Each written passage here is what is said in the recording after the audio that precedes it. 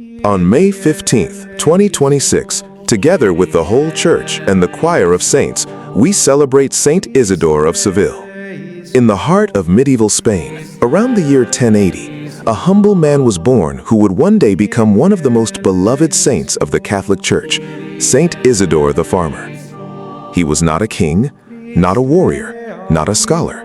He was simply a farmer. Born into a poor but deeply faithful Christian family, young Isidore grew up learning two things that would define his entire life: hard work and complete trust in God. From childhood, there was something different about him. While others chased wealth or recognition, Isidore desired only to serve God faithfully through the simplicity of daily labor. As a young man, he began working on the lands of a nobleman near Madrid named Juan de Vargas. Every morning before sunrise, while the other workers hurried to the fields, Isidore walked first to church. No task mattered more to him than attending Holy Mass and spending time in prayer before beginning his work. But not everyone admired his devotion. Some workers became jealous. He arrives late.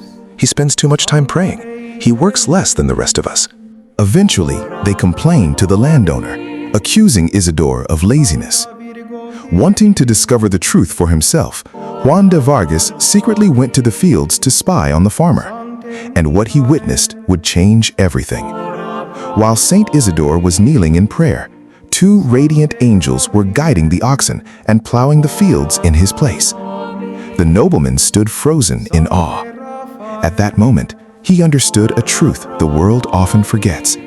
Time given to God is never wasted.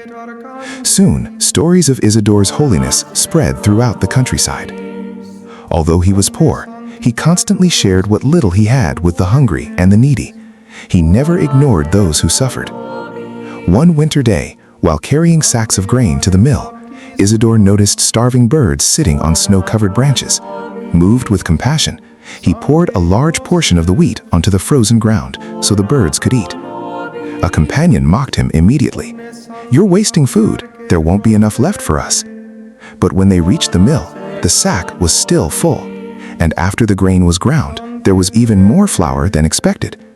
God had multiplied what was given in charity. Another miracle would deeply mark his life. One day, his young son accidentally fell into a deep well. There was no possible way to rescue him. In desperation, Isidore and his wife, Maria Toribia, fell to their knees and began to pray. Then, before their eyes, the water inside the well slowly began to rise, carrying the child safely back to the surface, alive, unharmed, saved by the mercy of God. But perhaps the greatest miracle of Saint Isidore was not the angels, not the wheat, not even the child rescued from the well. The greatest miracle was his soul. He was an uneducated farmer, yet people traveled just to hear him speak about God. After long days in the fields, neighbors would gather around him as he shared simple reflections filled with heavenly wisdom. He saw God everywhere, in the seed growing from the earth, in the beauty of flowers, in the fruit ripening beneath the sun. To him, all creation revealed the glory of the Creator.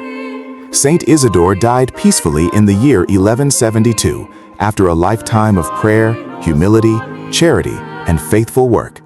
Years later, his body was found incorrupt, increasing devotion to him throughout Spain and beyond.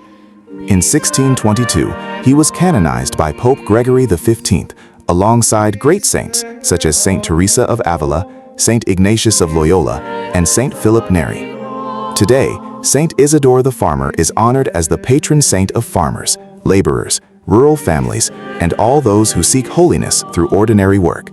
His life reminds us of a powerful truth. When God comes first, nothing is lost, because when a faithful soul prays, heaven itself goes to work. Saint Isidore, pray for us.